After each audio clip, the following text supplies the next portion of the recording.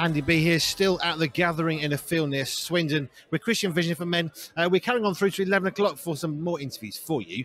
And I've been brought a very lovely chap named of Michael from CVM. So hello, Michael. Hello. How are you? I'm doing all right. I'm loving doing the live radio. It's tiring, exhilarating, all at the same time. What's your role within CVM? Okay, so I'm now just a volunteer. I say just a volunteer. I used to work full-time for CVM up until COVID, and then we had a little bit of a reorg at CVM. I'm now working for an organisation called Church Army, but I volunteer for CVM in the south of England as their network enabler. Okay, fab. What have you been doing on site over this weekend then? What, have you had a particular area of responsibility, or is it all sort of, get whatever done that needs to be happened? Yeah, it's pretty much that, really. Do whatever needs doing. My caravan is currently being used as the dressing room for Madness, or the tribute band that's on stage at the moment. And I get to just go around helping out on the stand, helping out with any jobs that need doing. So just anything, really. Yeah. The gathering for me is a brand new event. I've not been before. I've not been to anything like this before. My last festival experience probably would be Greenbelt in the late 80s, which was a whole different thing. That's more aimed at youth, teenagers in particular in the Midlands. But this is something else. How would you begin to describe what this is? And I've been asking this question all day, and people have given me so many different answers. But how would you try and describe it? So you may have had this answer already, but it has been described as a cross between Top Gear and Songs of Praise, because it's got a Christian element to it, of course. We're very much about proclaiming the gospel, but we've also got some mad stuff going on as well. So lots of fun men's stuff. How would I describe it? It's very, very different, isn't it? There is a clear gospel focus, but there's lots of banter, lots of fun, sports, comedy. There's a bar, there's food vans, there's inflatables. It's just pretty indescribable, really. If you've not been, you wouldn't really understand what it was about, would you? I think that probably sums it up well. How do you describe the indescribable? Yeah. Do you know what? Just get yourself down and come. Have you got some highlights over this weekend? I know we're only on day 2 of 3, but have you got a highlight so far? You think, yeah, that was a good moment for me. I think the highlight is always very similar, and that's when we invite guys to come down to the front to make a commitment, either for a first time or to recommit themselves, and you just get floods and floods of guys coming down, kneeling before the cross, and being prayed for, and just seeing release and peace and just transformation. It's just such an incredible privilege to be part of that. So every year that is always the highlight. The fun and the laughter, the banter's great, but just to see the impact that the gospel has on guys, it's just amazing. I was only seeing through a tiny bit of the screen that I can see through a camera that was showing a part of the stage. All I saw was an awful lot of guys coming forward. It was emotional for me just sitting watching the little bit of screen I can see through a column here in the big tent. Do you know how many guys came forward?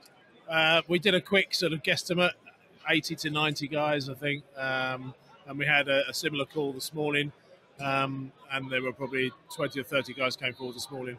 I suspect we'll have a similar number again tomorrow. I mean, God is just so good and so faithful, and but it's not about the numbers; it's about the impact, isn't it? Really, and the transformation in those individuals' lives. Probably 80 to 90, I think. Yeah, I think that's the point. Numbers aren't really the goal. We don't look at how many listeners we got. I don't really care. Are we doing what God's asking us to do? But numbers should be part of that, so we're seeing numbers grow. But in the same way, it's not the number of Christians suddenly that have happened, actually.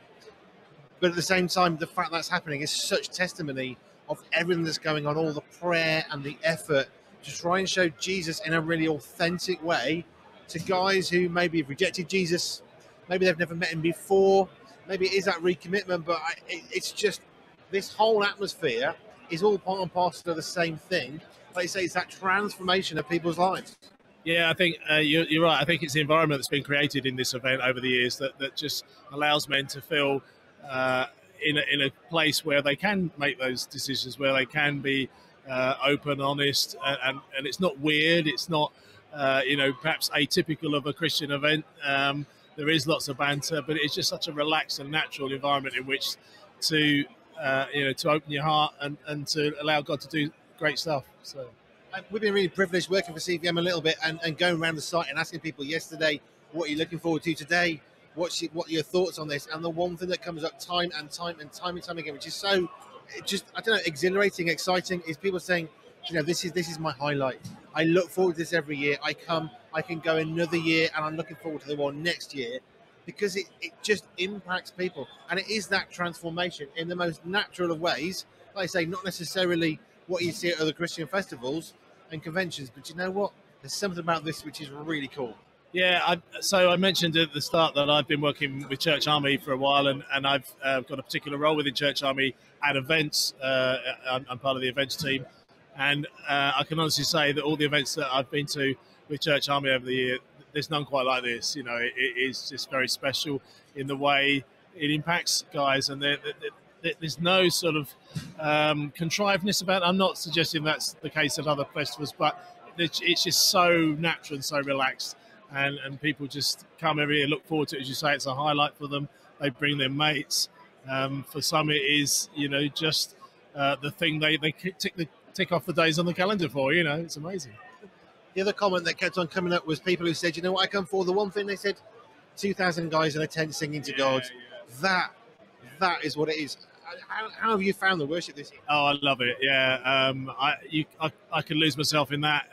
Many of us can't we? Where those voices are just ringing out in praise of God, and the from the front being led by a fantastic band. The noise in that place is just so special. It's the closest I think you can get to what heaven's going to be like when we're there in the presence of Jesus and we're singing his praises. I think that's about the closest you can get to what it's going to be like. It's going to be a million times better, but I reckon that's as close as you can get to it on earth. Let's just come back to the fact the guys come to the front, because I think it's just worth unpacking that briefly. It made me very excited to see, working with children's ministry, if a child wants to follow Jesus, if an adult wants to follow Jesus, that's what you try and do all the hard work for. But I think for me, no one's been forced. This isn't something like you must come to the front. These are guys who want to do it. Yeah, no, absolutely. There is no sort of people just start trickling forward, and then there's a flood of people, and there isn't. It's not a hard sell. It's just an invitation, a genuine invitation, brought about by the power of the gospel. When the gospel's preached and people's hearts are sort of softened, then these things happen, don't they? There was a guy that came to talk to me earlier on, just sat down next to us here at the station, and he was just chatting to me. In 2019, he came to faith, and it was this journey of hard life. He came here, he was sort of going to go to the front, then he didn't, then he was, then he wouldn't, and then he finally did, and his life just went, the whole trajectory of his life transformed. I've never met him. He just came and sat and had a chat with me. There's so much synergy between us with issues with his heart. I've got some issues with mine. But just chatting to him, and it just is welling up, because coming here was part of his journey. How would you encourage people to come to this? You think, that's not my thing. I don't like church. I don't like religion stuff. What would you say to people that are listening, saying, that's not for me? How would you say to them, you need to come? Yeah, I mean, that is really such a tough question, because that's been part of my what I've been doing at CVM over the years, is trying to encourage people to engage with the stuff that we do. And until you can get them across the line to the event to experience it, then you're never going to be able to sell it sufficiently. I would just say, give it a go. Try it. What do you got to lose, really? It's a couple of days, and you don't even, if you're concerned about you're being sort of forced or any coercion or whatever, you can check out of that stuff. You can go and buy yourself a coffee, or you can go on the inflatable. You can do all these other things. You don't have to sit there if you feel uncomfortable, but actually you won't, because it's just such a wonderful occasion. How else can I sell it? Yeah. I was listening to some of the stuff that Carl was saying. I think what struck me was, he was saying, look, this is my life. This is my story. This is God in my life. And that truth, that testimony, that story, that I think is such a powerful tool for the gospel. And here's the thing, every single one of us has got a story to tell. We don't need to be the Carl Beach of the world, which is exactly what he was saying, actually. We've all got that message, haven't we? Yeah, we have. And in my early time at CVM, I used to listen to people on the stage with stories that blew you away. And you used to sort of, I used to think, well, I haven't got a story like that. But as you say, everyone has a story which is equally as valid in God's eyes. And where it's a story of transformation, then it's no different from these radical transformations that we've sort of witnessed from the front. So yeah, everyone has a story worth telling, and it's a joy to hear. I mean, there was a fairly simple one on the Friday evening. I don't know if you heard Jeremy's story. You know, just an ordinary guy who'd been brought up in a Christian home, who didn't have a great sort of Emmaus Road type, a Damascus Road, I should say, transformation. It was just a very organic, but equally, lovely story from a guy that's now walking with the Lord. So, yeah. Wherever we're coming from, we're made with purpose, and God makes us on purpose, and I really believe that. So wherever you are, if you're listening to this, if you've not come to the gathering, get yourself booked in for 2025. Can you give us the website for people to find out more about this for next year? Yeah, simply cvm.org.uk, and you'll find all the details on there. Thank you. And Michael, it's been a privilege and a pleasure. Thank you for talking to me tonight. You're very welcome. We kept going because we wanted to talk to some of the guys from here. It's been fabulous. We've absolutely loved it. I hope they can want us back next year because we want to come back. It's brilliant. We'd love to have you back. Yeah. Right, cool. Right. We're going to go to some more music, and we'll be back in a little while.